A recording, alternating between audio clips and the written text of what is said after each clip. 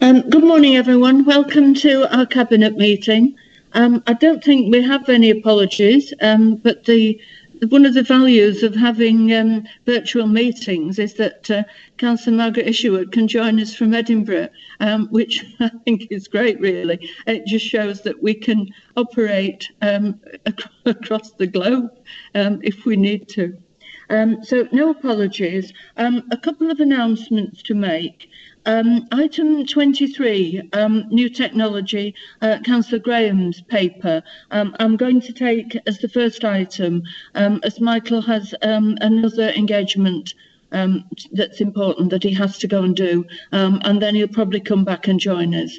But we'll take Michael's paper first. Don't think I've much more to add to that, except to say it's a really packed agenda this morning. That's because we haven't met for some time, and also because we have an exciting agenda. It's an agenda and a plan for investment across the district, with a number of initiatives that we're doing and the way we're moving forward. And this is just the start of how we intend to move forward over the coming months. So I'll exclude, if we draw your attention to item 4, exclusion of the public and press, and I draw your attention to members' declaration of interest. I'd like to declare an interest on item 18, the Bridge Homes. I'm chair of Bridge Homes, and I need to deal with that. I notice that Jackie has the declaration of interest, and so has Jack. Jack, could you chair item 18 for me? Yes, that's fine, Denise, no problem. Fine, thank you.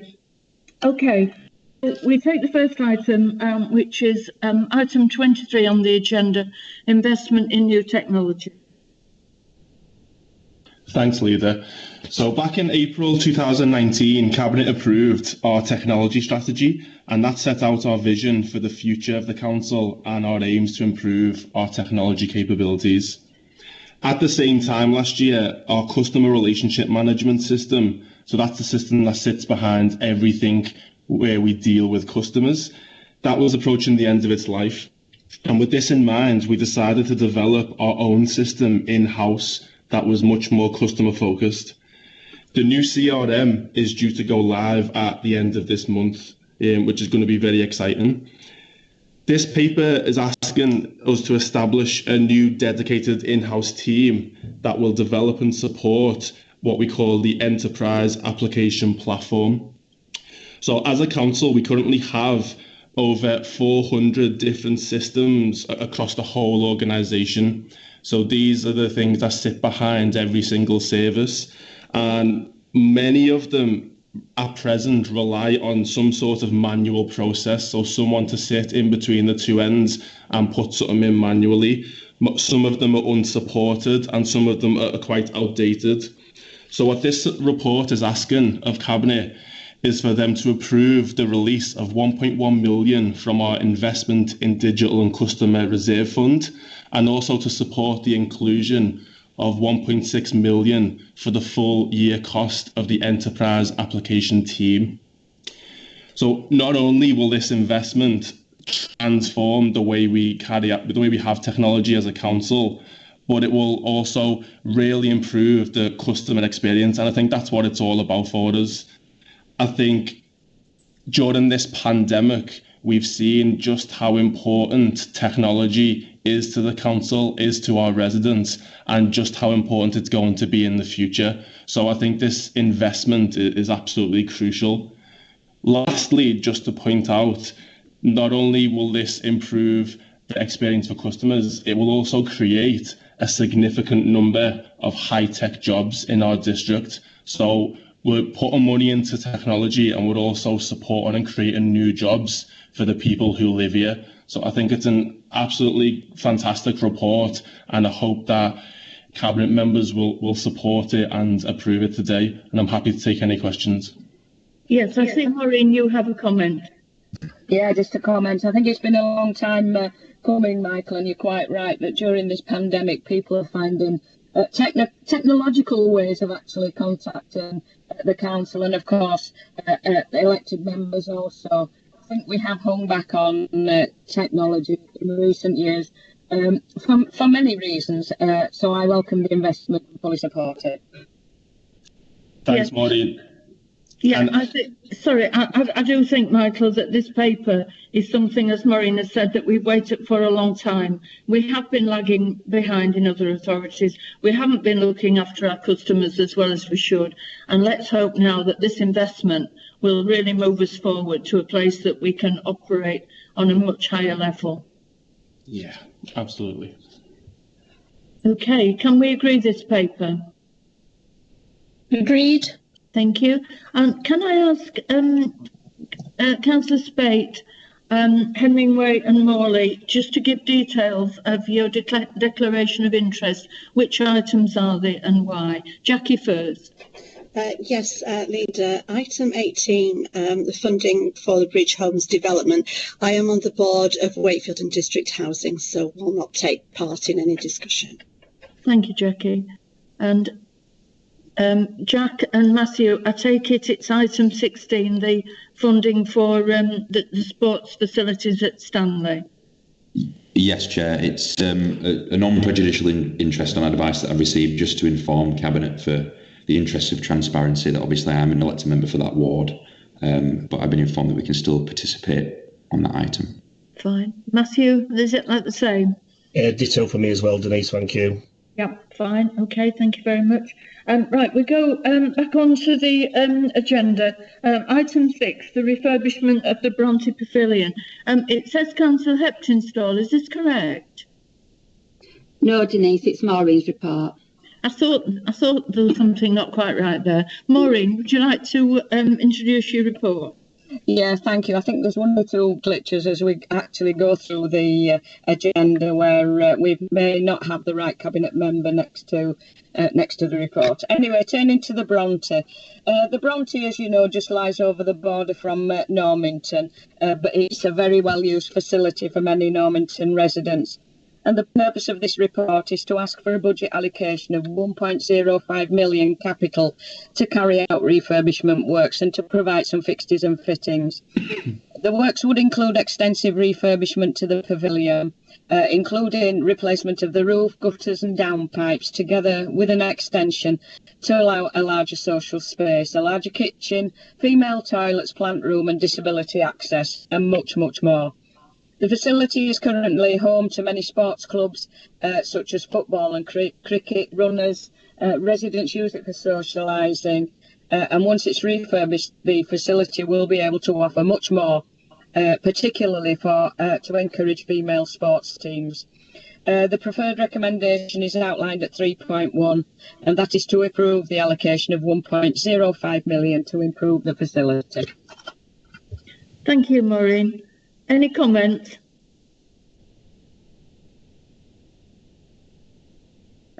I will just make a quick comment. I think this is something that the local members are really keen to do, and I think that this will be a way forward. As I say, it's part of our programme to improve communities and sporting facilities across our district. So can we all agree this? Agree. Thank you very much. Faith, I think this one is yours. It's the district-wide sexual health service. That's right, thank you, Chair. Good morning, everybody. So the report can be found on agenda pages 11 to 26. Purpose of the report is to seek approval from Cabinet to procure a district-wide clinical and non-clinical sexual health service for a period of 5 years, with the option to extend for a further 5 years. As the report acknowledges, poor sexual and reproductive health and HIV affect people living in poverty or those socially excluded in a disproportionate way. And in Wakefield, there's a strong link between deprivation and sexually transmitted infections, teenage conceptions and abortions. We all need access to high quality information and education to enable us to make informed decisions, reduce stigma and discrimination, and access high quality services, treatments and interventions. There's been extensive engagement with regards to this service, details of which are provided in the report, including with the district's residents, service users, local partners and with clinicians.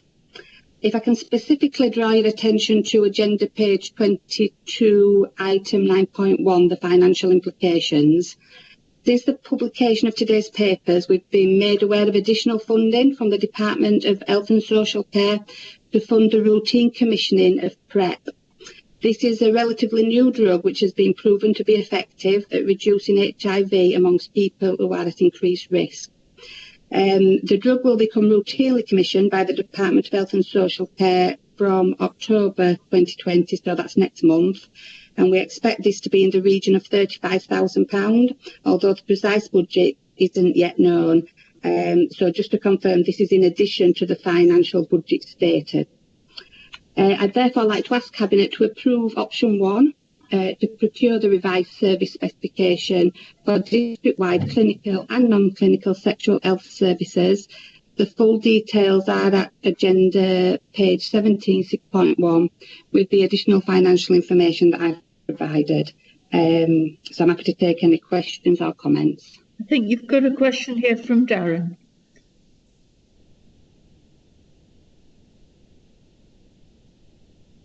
Sorry about that. Fully support this agenda item. Thank you very much indeed, Faith. My only comment would be that there's nothing in here that says that we're going to do things slightly differently in terms of longer opening hours and in terms of when people are not sat behind desks or working. So I was in York at the weekend and I walked past their clinic and I noticed that they did very light night sessions, and they appeared to be doing some sessions through the night as well to target young people and those that are not necessarily available between normal doctor's hours. Just an observation. Yeah, if I can come back on that, thank you, Darren. I think that the report does give us the opportunity to work differently moving forward, and you'll see from the report as well that there's the opportunity to work more digitally as well. So yes, I'm very mindful of that. Thank you, Darren. Okay, any more comments? Can we agree the paper? Thanks very much, Faith. That's agreed. The next item is the Wakefield Families Together Transformation of Children's Services. There's been a few queries about the consultation period, and I think Margaret will address those, and perhaps that we can deal with them. I'd rather this paper goes through today. We can address the queries at a later date, Margaret. So over to you.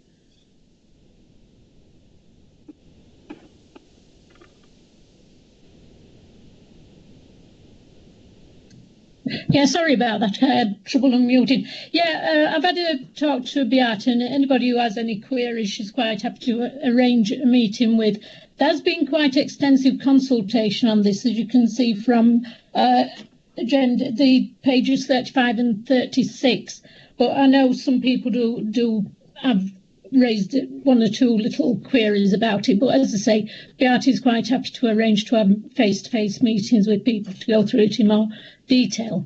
The background to this, as everybody knows, is that in 2018 Ofsted came and gave quite a damning verdict on children's services in Wakefield, and it needed a major shift in focus from where we were at that time. The focus now has to be on early interventions. At that time, it was more focused on reacting to things at a later date, and we don't want to have situations where we're escalating to a point where we have to have social care, social services intervening at a later date. We want to focus on early interventions. We also had a problem with partnership working at that time. I have to say now that partnership working is really, really good, and that's partnerships across the board. So this is where we had to focus with the Wakefield Families Together. You'll see all this in agenda page 28, 4.1 gives the full details of what we're looking at, and 4.3 gives details of our partner organisations and now working with the council services to align their work with us and with the clusters. 5.3, we look at relating to schools. The focus is on early intervention, and the earliest intervention, the earliest connection young people and families have is with schools. So we identified that schools need to be the focus area. And the Ofsted report recommendation was use of team around delivery models. And we are now at the moment setting up a team around the schools and trialling that to make sure that we have that in operation and working well. So this actual paper is to support that move as we go forward. We need to identify hubs. A lot of work's been put into this over the months, and we originally looked at the 7 areas, but that didn't really work with what we wanted. So we've now set up the 6 areas based on the schools, and a lot of work, as I say, a lot of work's been done. We've identified now properties which we need to use, and that's what this paper's about. If you look at 5.2 and 5.3, this gives our vision and also what we need to make that vision work. At 5.6, it gives the specification of the bases that we need to be able to work in. So I'm coming forward with this to ask the Cabinet to approve the recommendation at 12.1 and 12.2 so that we can move on with the work we need to do to make sure our children are safe and their families are well looked after. Thank you, Chair. Thank you, Margaret. Any comments or questions to Margaret? Jackie? Thank you, Leader. Yeah, I welcome this report, and I think the service has come an awful long way, Councillor Isherwood, since the inspection that you referred to.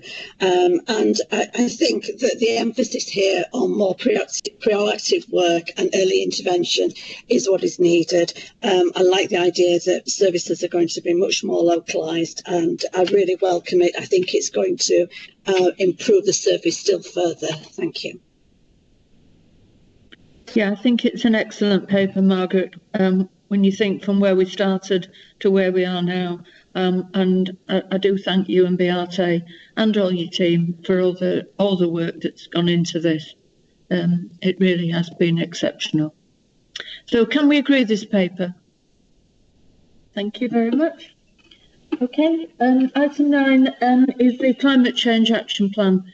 Jack, would you like to take us through this? Thank you, Denise. Yeah, I'm delighted to be able to present our Climate Change Action Plan to Cabinet. This is a bold but robust plan to achieve net zero by 2030 as an organisation and then as a wider district. Cabinet will be aware that we made an emergency declaration of the climate emergency in May last year, and this plan will allow us to put that commitment into practice and achieve the commitment we made. The plan has 6 key work streams. We've got low carbon estate, low carbon fleet, renewable energy, carbon offsetting, behaviour and culture change, and then place and the wider district work. We'll also be holding an extensive period of public consultation starting in October, which will engage with residents, schools and businesses. There's provisionally 10 million of capital set aside over the 10-year project to fund some of the larger schemes, such as the energy parks, and we'll also be looking to draw down government funding and other green funding, which is available for this agenda. I'd ask Cabinet to support this and approve this plan as set out in the recommendations from 3 to 3.4 and ensure that we can deliver on our commitments and ensure that the Council is seen as a green and environmentally forward-looking body which helps to shape change in the district. Thank you. Thanks very much. Maureen, you have a comment. Yeah, I welcome the report and the knowledge and passion that Jack brings to the subject, and I welcome the 6 work streams, particularly the renewable energy and the energy parks, much better than fracking. I welcome another report that we've seen recently about tree planting also. And it's good that actually Jack it's getting out there and getting that this subject onto the public's agenda. He recently came to our branch meeting, and we're still talking about his visit. So yes, I welcome the report, welcome the 6 work streams, and look forward to us going forward. Thank you, Maureen. Jackie, you have a comment. Yeah, just to say, I think that I welcome the report very much, and I think it's really important that we're considering this because climate change is one of the most important issues on our agenda today, right across the world, and it's only by action can we change things. So I welcome this, I welcome the actions that come with it, and look forward to seeing more. Yes, I think we started off last year making a statement, and then we did nothing. And we appointed Jack as a climate change cabinet member, and things have gone from strength to strength from there. And Jack is getting out there, and he is talking to people, and it's pushing this up the agenda. I know we've got COVID, and people are more interested in protecting themselves and worrying about the jobs, etc. But sooner or later, the climate agenda will be coming much further forward. And I think the fact that Jack now is getting out there, spreading the word, and people are starting to talk about it and notice what we're doing, I think the paper is excellent, and I hope that we can agree it today. Is that okay? Thank you very much. Right, another good news story, investment in Thorns Park athletic statement. Jackie. Yes, thank you, Leader. This report seeks approval for £550,000 of repairs to Thorns Park Stadium building, which was badly damaged by fire last February. The funding would cover clear-up costs and enable some of the indoor space to be reopened. Cabinet is also being asked to approve a longer-term plan, giving the council permission to begin exploring the potential for a brand new building on site to house new and up-to-date facilities. We'd already identified before the fire that we needed to do something at Thorns because it just wasn't meeting requirements. And the stadium is a hugely popular venue that's well used by residents. We've faced very challenging times this year with the fire and then with the challenges of COVID-19. The building, which has been in use since 1991, no longer meets modern standards, as I've said, and a replacement is needed. So we're recommending today that Cabinet support the need to continue delivery of leisure provision at Thorns for the short, medium and long term. The Cabinet approves a capital budget of £550,000 to enable repairs to be carried out, which will allow the stadium to reopen. You can claim insurance costs beyond £250,000, and the Cabinet approves in principle the proposal to build a replacement leisure facility at Thorns Park. The Cabinet authorises public consultation and approves a budget of £397,000 for the development of options to the end of Rebirth 3, which is the development design, to present to Cabinet at a future meeting for a final decision. Thank you. Thank you, Jackie. Michael, you have a comment. Yeah, thanks, Denise. Just to second what Jackie said about the stadium, I think everyone knows how loved the stadium is, and the sheer number of people from across the whole district who use the stadium, and the amazing clubs that are there. We've got some world-class gymnasts there. We've got the Wakefield Harriers, and I could name a lot more people who use the club and who benefit from the club. And Jackie's right, it has needed investment for a long time. I think because it's so well used, things do wear down, such as the track, which definitely does need investment in it. I think it's been a massive shame this year, and I think residents have been extremely frustrated because not only did we have the fire in February, we've then had the pandemic as well. So a lot of people who are used to training 6 or 7 times a week, you know, I've heard them every week complaining about just how frustrating it's been for them. And some of them are very young children who probably don't understand why there's been such a delay.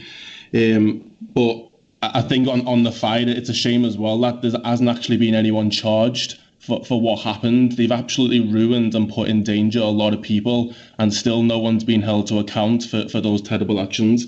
But as you can imagine, I'm absolutely overjoyed to see this report come to Cabinet.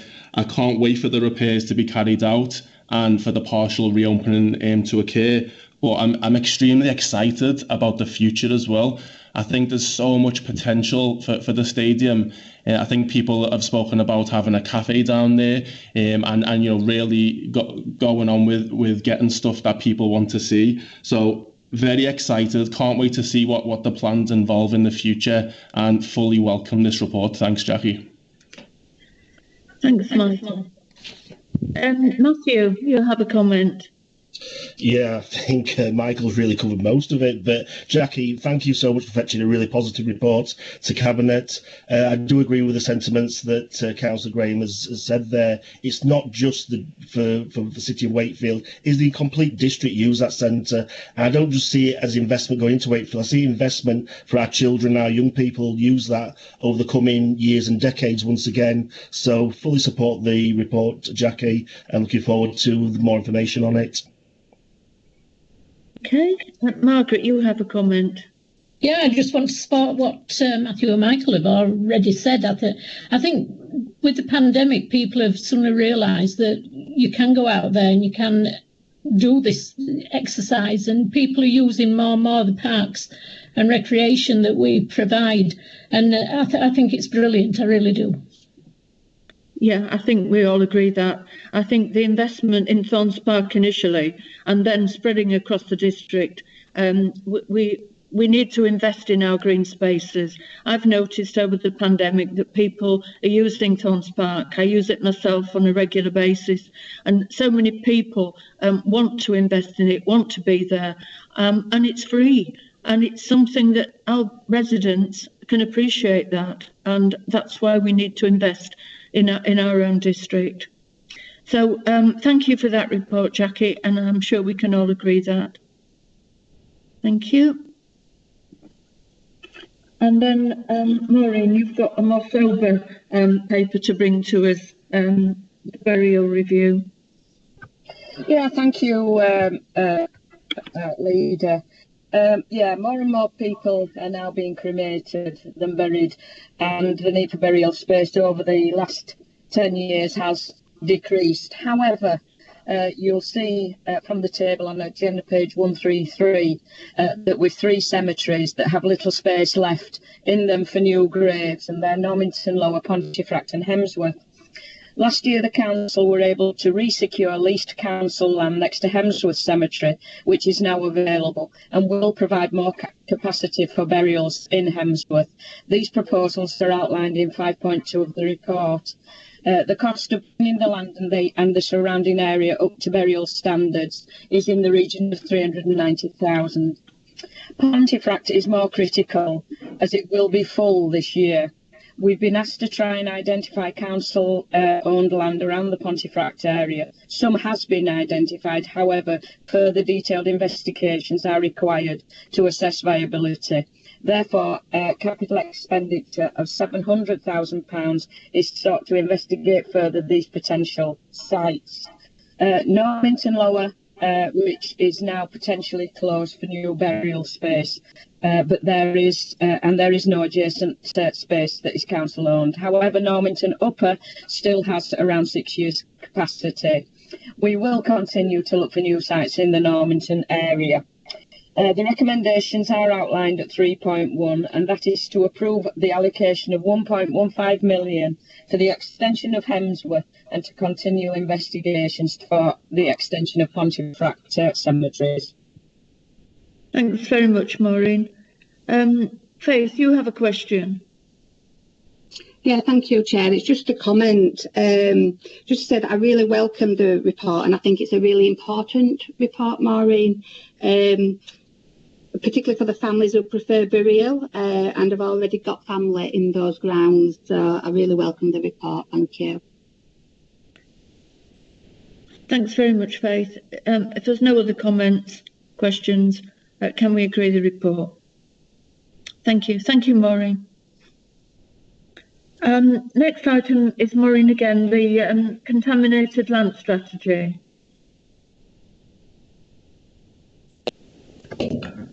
Actually, it's Jack. Oh, sorry, Yeah. right. There's been a mix yes. up on the cabinet papers there, Denise. Yes, sorry, Jack. Thank you. Yeah, so this paper is for a revision of the Council's contaminated land strategy and the associated recovery and hardship policy. Part 2 of the Environmental Protection Act 1990 places a duty on the Council to inspect the district with a view to identifying contaminated land and to ensure that where there is such land, it's remediated, so it doesn't pose a risk to human health and the environment. We've a legal duty to update this guidance on a regular basis, and there have been a few developments with government policy which we need to reflect in the strategy.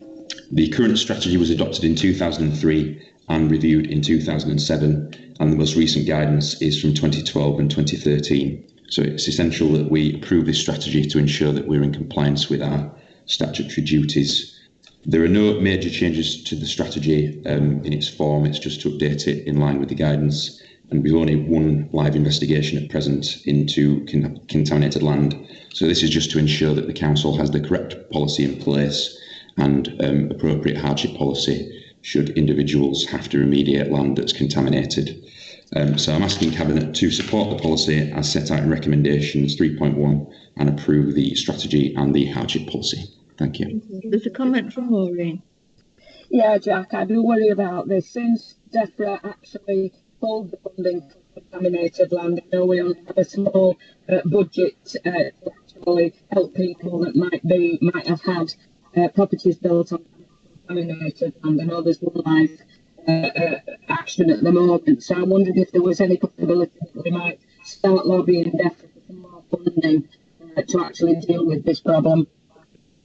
Yeah, if I can come in there, Denise, I think Maureen's absolutely right. It is really concerning that government has pulled the funding for this. If individuals are found to be own land that's contaminated, the costs can be excessive. So I think I'd fully support the sentiments of that, and I think we should write to DEFRA and campaign that this is funded properly. Any more comments or questions? Okay, can we agree the report? Thank you. Now then, we've got improvements to Wakefield Park, which I'm absolutely over the moon with. I think it's a marvellous investment, as we've already said. Now, is it a guessing game? Is it Maureen or Jack? It's me again this time, Denise. Thank you. Yeah, I'm really pleased to be able to put forward this report for additional funding and improvements to Thorns Park. We've covered some of it on the earlier agenda item for the park, but as many of us that have been using it over the course of the pandemic will have found, it's a refuge in the middle of the city and somewhere really valuable for families and for local groups to make use of. It is tired. There are a few areas in there that are in need of some investment to tidy them up. I know Michael's been campaigning hard for funding for a number of projects. The three main projects that we're looking to undertake as part of this funding would be the dredging of the Thorns Lake, the repairs to the amphitheatre, and also repairs and safety improvements to the children's play area. Taken together with our other environmental stuff, I think this really shows that the Council's committed to improving our green spaces and making them fit for families and for use in the future. So the recommendation is that we have a capital allocation of £550,000 from corporate fund to undertake this improvement work, and taken in conjunction with the other improvements, this represents £1 million going to Thorns Park. So that's the report. I hope that Cabinet will support it. Michael, do you want to comment? Yeah, thanks, Denise. All I can say is yes, yes, yes. I'm so happy. I think you've said it, Denise, and Jack said it. Thorns Park, what an amazing outdoor space that serves the city of Wakefield and the district as a whole. I think during the pandemic, with all the staycations that have been going on, we've seen record numbers down there using our brand new tennis court, visiting the duck pond, the amphitheatre, everywhere. I went down there myself with Councillor Mitchell yesterday, and the duck pond, people are right, there's an absolutely vile smell coming from it. And if you have a look inside, it's no wonder. There's bags of dog poo, there's litter, there's dead plant material, there's even a pink scooter at the bottom of there somewhere, and it is in such dire need of this investment. And I know that I'm absolutely delighted that we're going to be dredging it, and I think the public are delighted as well. And the play area too, I think we've got an excellent space in the play area. The skate park's well used. Thorns Park Stadium is just over the road. The play area, as the biggest play area in Wakefield, it should have an absolute wow factor. We should have kids coming down here and wanting to come back every day. And at the minute, I don't quite think it's there. So I can't wait to see the plans for a refurbishment, and I hope that members of the public will be consulted on and ask for their ideas before it's made. I just can't wait. So thank you, Jack, for bringing this report. I think we love your enthusiasm, Michael. Matthew, you have a comment. Yeah, thank you, Leader. I really welcome this report. I think Thorns Park, Clarence Park, Conefield Park is our main Victorian ornamental park in the district. It's a fantastic public space, and it has needed investment for a long time. When I think back over the last 9 years of cuts we've had to make in the council, unfortunately some of our public open spaces have taken the brunt of them. So it's good to see that more investments going into the park. I'm also minded, though, I want to pay tribute, though, to the Friends of Parks, especially the ones in Wakefield, but we have them all over the district. I know we have them in my area, the Lofthouse Colliery Action Group, who, by that group being there, have attracted funds to that open space. And that's right across the border, right across our districts. We all have friends groups for our public open spaces that are attracting money. So, in bearing that in mind, I do know over in Castleford at the moment, there's a massive call for getting Queen's Park facilities and really fetching that back up to its former glory. So to you, Jack, would you say friends groups are a necessity for public open spaces to attract funding and make sure we get better funding in our district? Absolutely, Matthew. I think you've hit the nail on the head there. Friends groups keep our parks running. They do so much work that goes unpaid and unrecognised. And I know in this case the Friends of Chat Parks are, as Michael's already referred to, have done some really valuable work there, looking at the Rose Garden and all sorts of other projects. So yeah, I think we do need to keep engaging with those groups and make sure that we take their views into account with improvements. And it would be great if we could do further improvement works to other parks across the district. We are keen to make sure that funding for environmental projects gets to every corner of our district. Jackie. Yes, thank you. I mean, I think that austerity has hit our parks, and I'm talking here quite nationally, not just within our district. And to see parks in decline breaks my heart, really. And Thorns Park is a significant park. It's a lovely, lovely park. And I'm just delighted that we're going to do something about it and improve it.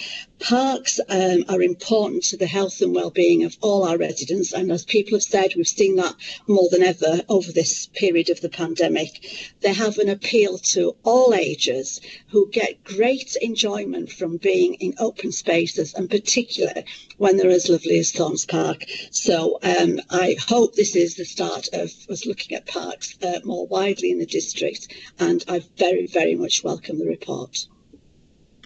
Maureen. Yeah, thank you. Much of what I wanted to say has been said by Matthew, and that is to pay tribute to the volunteer groups that not only work in our parks, but volunteers generally across the district. I think over the last 26 weeks through this pandemic, we've had volunteers that have gone above and beyond the call of duty.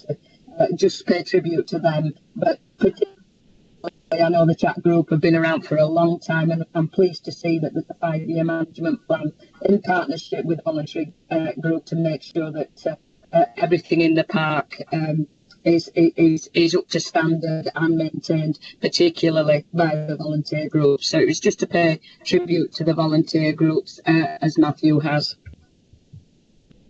Okay, I think we've waxed lyrical about the park long enough, so we'll come to the recommendation. Are we all happy to approve this investment? Okay, thank you very much. Thank you. Matthew, the Weldon Road cycle footbridge. Yes, thank you, Leader. The report today seeks to advise Cabinet on proposed cycle footbridge to be built over a network railway line adjacent to Weldon Road in Castleford, approval for officers to undertake the detailed design of the scheme at risk using council funding if we can't get funding from the combined authority, and to make provision of 1.5 million the council's capital programme for the detailed design and construction of the cycle footbridge, once again if we can't obtain funding from the combined authority or elsewhere. As we know, Madam Leader, the River Air Growth Corridor Master Plan is a massive scheme for the town of Castleford, and by fetching that scheme forward, we need to make sure we've got the right sort of infrastructure, highways infrastructure, public transport infrastructure. We've already made great starts with the new bus station in Castleford, the train station, and the Castleford Southern Link Road. We now need to make sure we've got the right connectivity around the Weldon Road, Air Street, Bridge Street, Lock Lane area. That is for road, public transport, but also for cycle and pedestrians. By approving this report today, we'll be able to put a new bridge in, hopefully over the railway line. It'll give better connectivity from Preston Village to the Castleford Town Centre, and also link up with the Castleford Wakefield Greenway, which has been a huge success. We've seen during lockdown how many people have been using that for walking, cycling, just general recreation, but also getting better links through that scheme out towards Wakefield and Castleford. So it's one little key in the part of a bigger picture for connectivity around Castleford, but it is an important one. So I move the recommendations in 11.1 and ask Cabinet to approve, please. Thank you, Matthew. Jackie, do you want to make a comment? Yeah, just very briefly, it's a positive comment, and I think this will be very welcome by Castleford residents because it enables much safer crossing for them. And of course, anything that we do to encourage cycling and walking helps with our climate agenda and our health and well-being and fitness. So it's great. And I will also say that I too have very much enjoyed Castleford Greenway these last few months.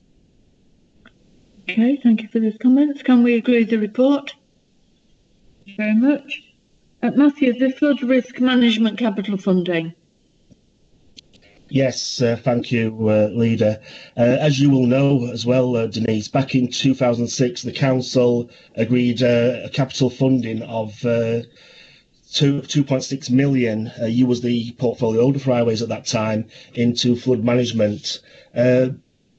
By also releasing that money back in 2006, we managed to match fund that by up to 2.1 million from government grants and developer contributions for flood alleviation schemes right across the Wakefield district. In 2007, we had one of the worst flooding incidents I think the country's seen, but especially Wakefield, where we've seen over 1,800 properties internally flooded across our district. One of the biggest areas was the Abbrig area that was affected by that. And the money we released back then, it helped us to initiate the Oakenshaw Beck flood alleviation scheme that now protects 400 properties across Abbrig. Then people who lived in fear of flooding now don't actually have to put up with that. And we went on, we did more flood alleviation schemes in Castleford, South Kirby, Kingsley, Pontefract, other parts of the Wakefield, city of Wakefield, Crofton and Ferry Bridge. So today that money has now basically come to its end of its lifespan, and we would like to see some more injection of money going into flood alleviation. So that's now we're asking for this cabinet report, just short of £6 million to go in, so we can improve on schemes across the Wakefield district. Some of them schemes we're looking to do are in Albury, other parts of the Wakefield, Castleford, Pontefract, Upton, Walton, and schemes right across the board that we can improve flood alleviation as well. I think it's something, as we've seen over the last year, where we've had one of the wettest Februaries on record. It goes back to what Jack has been saying on climate change. We're seeing our winters becoming much milder, and our summers becoming a lot hotter, and flooding is becoming a major part of this district. So we really do now need to put more investment in there to support flood alleviation. So I do hope Cabinet support the recommendation. Okay, we have a few comments. Margaret. Yes, thank you, Chair. I fully support this. I'm the representative, the councillor for Wakefield North, and in 2007, as you can see from the notes, we had dreadful flooding, Rufford Street, Westgate, and the distress it causes to people is you can't imagine it. And every time it rains, they must be thinking, oh, is it going to happen again? So certainly anything that can alleviate that for our residents, I fully support. Jack. Thank you, Denise. Yeah, I really welcome this report, Matthew. I mean, you've touched on climate change there. We know that as our climate changes, that we're going to be affected by more and more freak weather events. And in 5.4 and 5.5 of the report, it highlights just how many properties will be at risk of 1 in 100-year flood events. So if these events are going to become more frequent, we absolutely have to make this investment and do what we can to reduce flood risk. So I'm really pleased we're making this investment, and hopefully it will help to protect residents and businesses across the district. Thank you. Darren. Thank you, Leader. Matthew, thank you very much indeed for bringing this report to Cabinet today. I am as excited about this as other Cabinet members are about parks. As you know, parts of my ward suffered severe flooding on 2 separate occasions from a beck which fed into a river. And to see the devastation and the looks on people's faces when they turn around and see water seeping into their homes when there's absolutely nothing that they can do about it. So again, thank you very much indeed. This will be extremely welcome across the whole district. And I just thank you from the bottom of my heart for doing this. Thank you. Just to say, can I thank everyone for them comments? It is an issue that plays on all of our communities, especially surface water. We've seen the events over the last 5 years where we've seen in 2014-15 flooding in local areas where you wouldn't normally ever see it. It was just the amount of surface water that was landing in our district at that time. As has been said before, we have up to 7,500 properties that could be at risk of that. So anything we can do to alleviate, to help and support residents is a good thing. And I thank you very much for the comments, and I'm welcoming this report. Yeah, it's an excellent report, and you know, something that we all want to sort of support. The flooding across the district will be getting worse, I think, and this report will help alleviate some of that issue. So can we all agree that paper? Thank you very much. The next item says Councillor Morley, but I will be taking this one. And this is the use of the community infrastructure levy money for leisure and sporting facilities in Stanley. People in Stanley have been promised for the last 10, 12 years for sporting facilities from existing or future developments. It hasn't been forthcoming, and so I felt, along with other colleagues, that we should start to use the community infrastructure levy to start putting things back into the communities.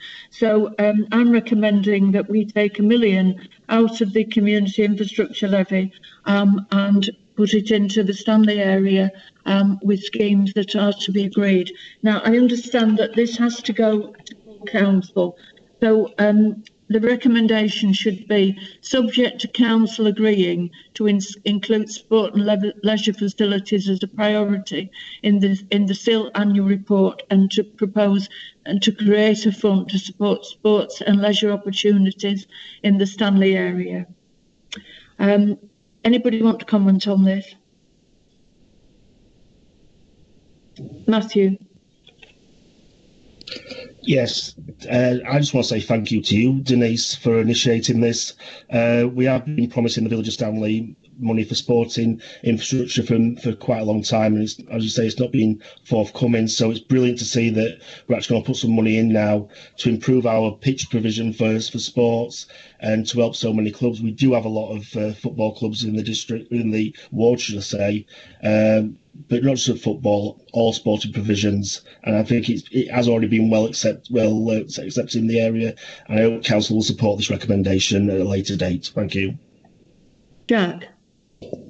Thanks, Denise. Yeah, just to echo Matthew's comments, this is absolutely fantastic for the Stanley area. We've obviously had a lot of development in terms of the City Field housing, so I think this is a very welcome provision of some infrastructure that can make up for that.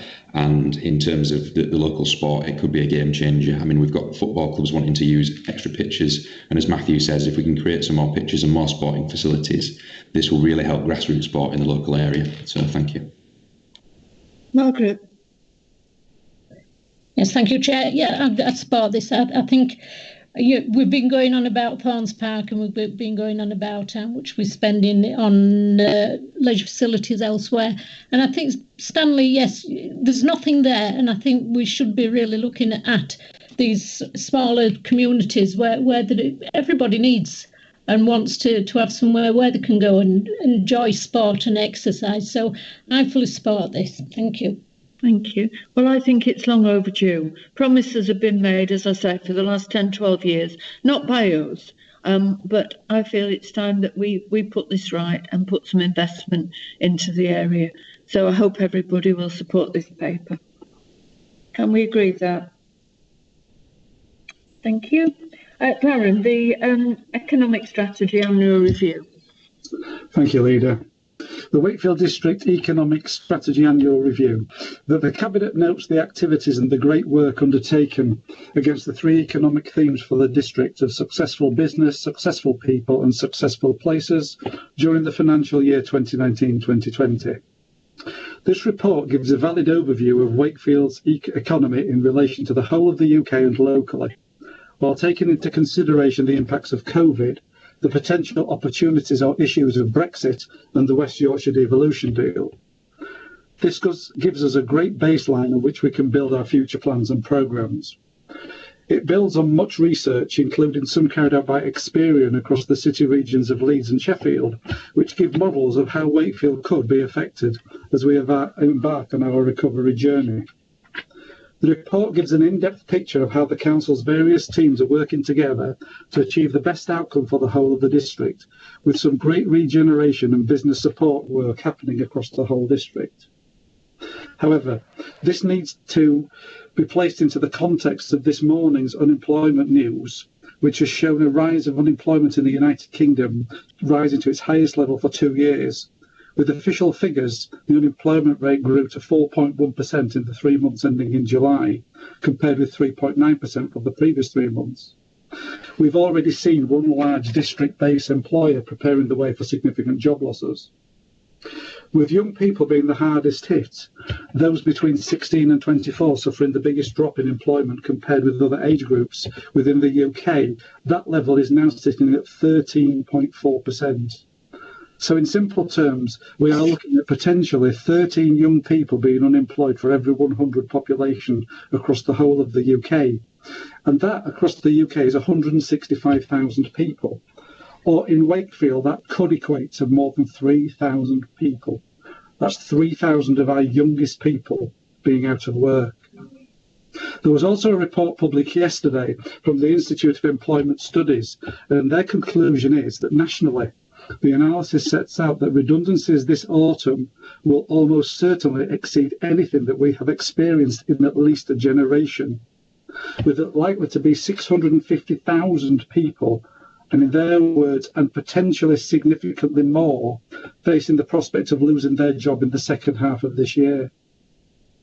All this shows that our in-house services of Step Up and the other teams with our own dedicated staff will be more needed than ever. And I believe that the efforts of our council will make a real, true and positive difference on our residents and their futures.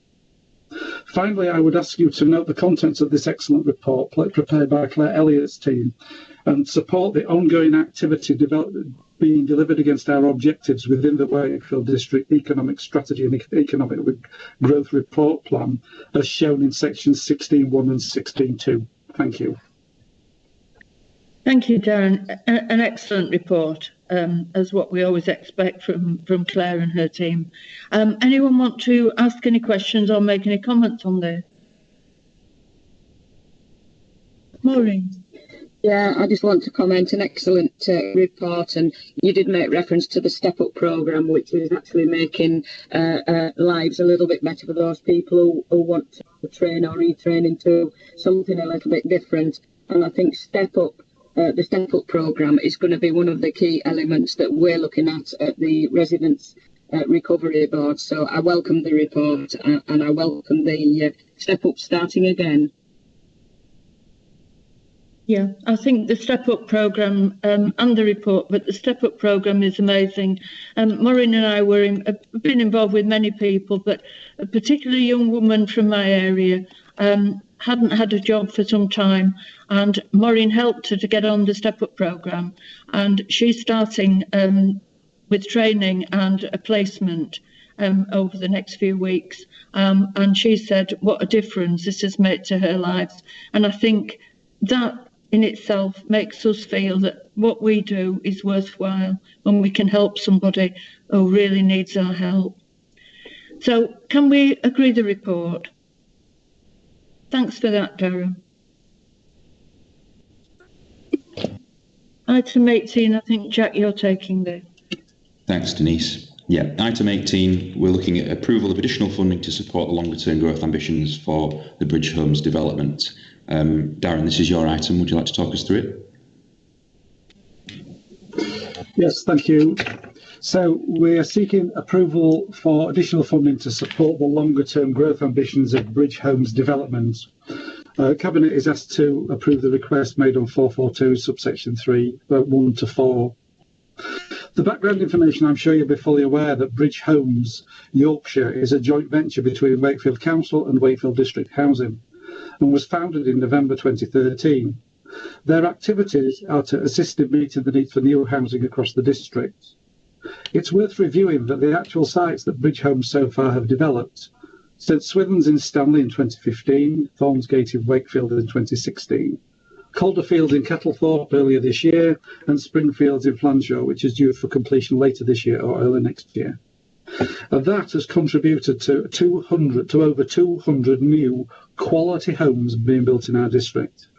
And taking that into the context that we are building these homes under the guise of Bridge Homes, with a real true message, with really good customer satisfaction, I would sincerely ask that Cabinet approve the additional funding request as shown in Appendix A. Thank you for that, Darren. Are there any questions or comments on the report? Got a comment from Maureen.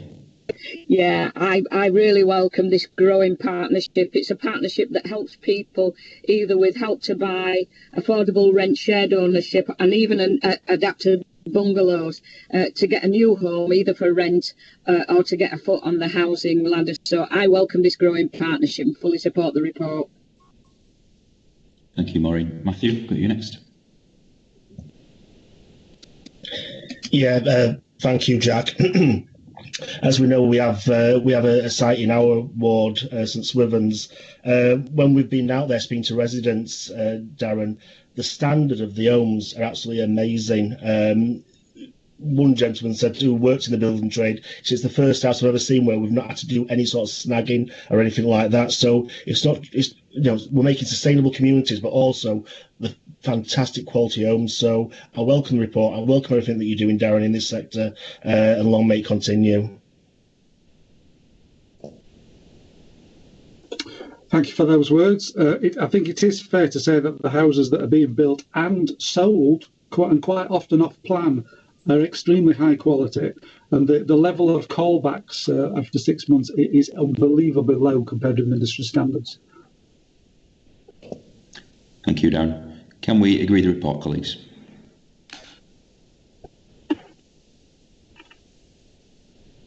Right, that's agreed. Thank you very much. I'll pass back to you now, Denise, for the next item. Okay, thank you very much. We have the key decision report, non-key decision reports now. The capital programme update. The Council's making significant investments throughout the district through our capital programme, and this report is to inform elected members of the progress in the delivery of the programme.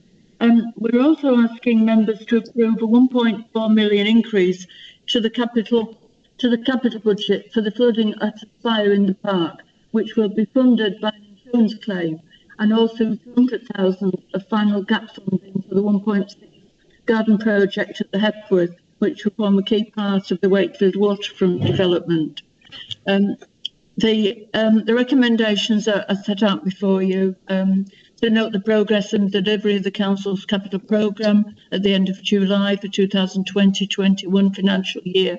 To note the updated 3-year capital programme as summarised at Table 1 and shown at Appendix 1, and to approve the injection of the scheme detailed at 5.13 into the Council's 3-year capital programme. Anyone want to comment, or can we agree that? I think we're agreeing that. Okay, thank you. The next item is the financial health report. This report provides an update for members on the Council's budget. The balanced budget position for this year is positive, but we are still looking at a 16.5 budget gap from the COVID-19 pandemic, which we will need to manage as part of the updated medium-term financial plan, which is coming to Cabinet next month. It's a better situation than we expected originally, so that is good news. The report's also asking for Cabinet to approval to inject the grant funding for food and essential supplies into the budget. And finally, the report asks Cabinet to recommend to full Council that our local council tax support schemes remain unchanged for next year. The current scheme, which was agreed by Council only last October and implemented in April, is working well and as intended, especially given the strain caused by the impact of the pandemic. The recommendations are set out before you. Any comments? Any questions? Can we agree that report? Okay, thank you. The next item is Welcome to Yorkshire funding. As you'll see from the report, officers are recommending that we offer money to Welcome to Yorkshire. I don't feel at this time that it's an opportune for us to do that. We're in a situation that we haven't seen before with our budgets and our funding, and I obviously want to open it up to debate, but I feel at this stage that we'd be better keeping money in-house. And what I'd like to suggest and to discuss with colleagues, that the 78,000 is ring-fenced and taken to our recovery board to help the industry in our own district. I think it's important that we keep money in our district, but I'll open it up for comment. Margaret, I think you want to go first. Yes, totally agree with you, Chair Leader. I mean, I'm a Yorkshire person and I love Yorkshire, but at the end of the day, we're here to represent our residents in Wakefield. And I think we're going through a pandemic and we've got really terrible strains on finances in the district. And I think if we have this spare cash, it needs to be spent here and it needs to be benefiting our residents. And I feel, as we are now, events aren't taking place. So I don't see that we would get value for money putting this money into Welcome to Yorkshire at this moment in time. Thank you, Margaret. Matthew? Yeah, I don't agree with this funding at all, Leader. Welcome to, in my opinion, this is how I see it, Welcome to Yorkshire was a set-up, a legacy of when we had the Tour de France come through in 2014. It was a brilliant event and everybody said we wanted to continue that. We're having some sort of cycling event and we carried on with the Tour de Yorkshire following there. But the cost of Welcome to Yorkshire, what it takes to run it, the fact that we have to put so much in every year, and then the fact if you wanted to host a start or a finish of any of the tour, of any of the cycle race, it costs you thousands of pounds. And then there was the hidden costs that you had to put in as well, of resurfacing the roads where the cycleway came through and one thing. I just don't think it gives any economic benefit to the district of Wakefield whatsoever. And I do believe that Welcome to Yorkshire lived a very lavish lifestyle, more than what they could have really run, when you see people in helicopters and motorcades that will make the President of America jealous. But I don't support this funding any longer. There needs to be something else put in place if the cycling race for Yorkshire needs to continue. I'm always conscious of the fantastic cycling festival in Pontefract that sees also lack of funding. I'd like to see us do something in a zone district for cycling, the Tour de Wakefield or whatever. I'd like to see us do something like that. This money could be better spent than putting it into Welcome to Yorkshire. I think it's throwing good money after bad myself. Thank you. Thank you, Matthew. Jack? Thank you, Leader. Yes, in the same vein, I really can't support the recommendation as it stands. I think we already pay $12,000 in annual subscription to Welcome to Yorkshire. This is another $80,000 of public money to an outside body, and I think we have to be mindful of our responsibilities to ensure that money is spent wisely and in the best public interest. And I think it's hard to see the direct benefit to the people of Wakefield from continuing to put money into this particular organisation. I would support the suggestion that you propose, Leader, that we look at putting and ring fencing this funding into local tourism initiatives. I think that would be a far better use of the money than sending it to Welcome to Yorkshire. Thank you, Jack. Maureen? Yeah, I second that proposal that Jack's just made, and on the back of what you said, to put the funding onto into the recovery board ring fenced for tourism within our own area. I haven't seen any benefit from being members of Welcome to Yorkshire. Yes, as Matthew said, we got the Tour de Yorkshire through a little bit of the district, not all the district, and so not everyone benefited, and it cost an awful lot of money. And then, as Matthew has said, we saw the motorcades and helicopters, and all that was coming out of money that we could spend in tourism in our own area. I think we need to look after our own at this moment in time. So I agree with Margaret. I agree with the comments Matthew has made, and I second the proposal that Jack has just made. Jackie? Thank you, Leader. I mean, yes, this has not been a simple issue to debate, and it's been difficult for everyone. But what I'm really pleased about is that in your suggestion, you found a way to invest in tourism in our district through the Recovery Board. So I'm actually delighted that we can do that, because our area is rich in cultural and heritage attractions, of which we are all justifiably proud. And I'm sure that this investment will help promote and support these in Wakefield. So thank you. Thank you, Jackie. Anyone else? I think what you'll have seen when we had the place branding launch the other week online, and the video clip, which I thought was amazing, just showed all the assets and all the places that we could actually encourage tourism to come to. I won't name them all, but you all know them. But it was a fabulous video, and I think we should be promoting that across the district. So what I'm proposing is this money, as somebody said, it's spare money. It's not actually spare money. This money comes from the pool business rate, and we have a share of that. But what I'm suggesting is it's ring-fenced through the Recovery Board, and we ask officers to come back with a paper to Cabinet about how we can spend it, putting events on in our own district. I think we've shown through all the marvellous events that we've had, the Moon Festival, the Licorice Festival, the Rhubarb Festival, the Roman Festival, all the things that we've done in our district, and we could do so much more. I mean, one of our council colleagues made a suggestion to Jack and myself this week that we could actually impose the last night of the proms in Thorns Park on the bandstand, so that people could actually benefit. And let's hope we can do something like that last year. The ideas are limitless, really, that we can do. So it's not that we don't support Welcome to Yorkshire, and we do hope that they will thrive. And we will continue to pay our subscription along with everyone else. But I think at this moment in time, we're saying that we're not going to put any more money into them.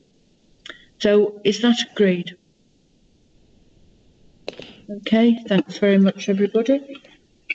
The next item on the agenda is going to be the housing plan update.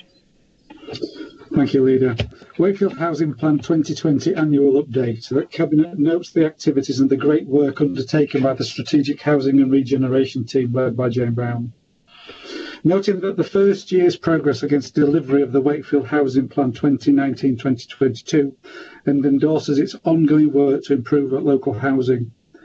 In supporting the ongoing work, Cabinet recognises that the housing plan aims to improve the local housing offer by delivering high-quality housing through good growth and regeneration, improving housing standards and the health and the well-being of our residents, while helping to tackle poverty and support a strong and sustainable communities across the whole district. This report covers 10 themes, of which I'm not going to go through them all now, but it breaks down the work of the team and is carried out through the whole report.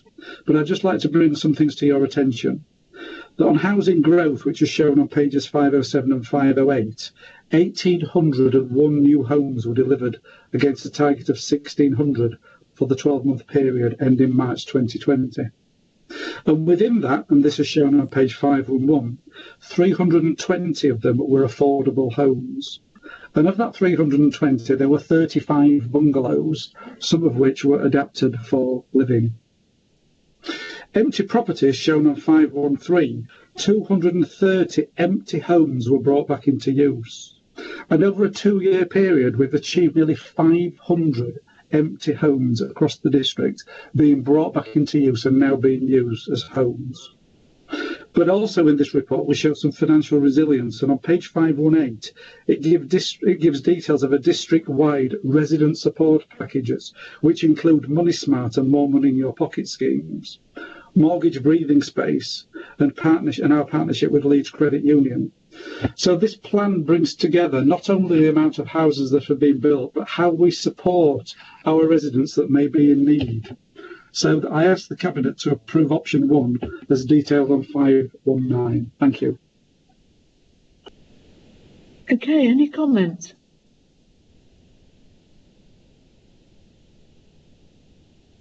No, I think we're all happy to support that report, Darren. It's an excellent report, and it sets the scene for the housing. It doesn't mention yet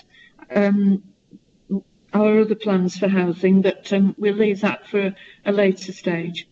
So thanks everybody. It's been a long cabinet, but we've got through it, and thanks very much all of you for your help and support.